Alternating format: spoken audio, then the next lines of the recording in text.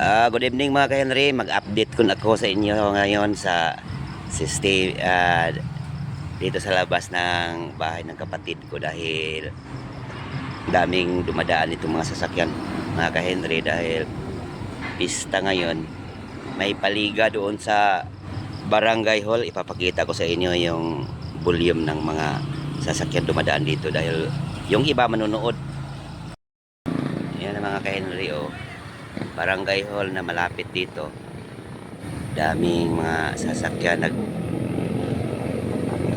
nakaparada dahil malapit na magsimula yung championship sa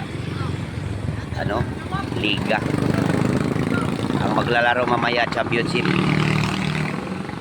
Tambulig versus Aurora Selection.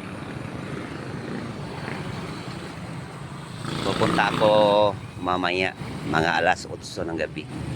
Thank you for watching.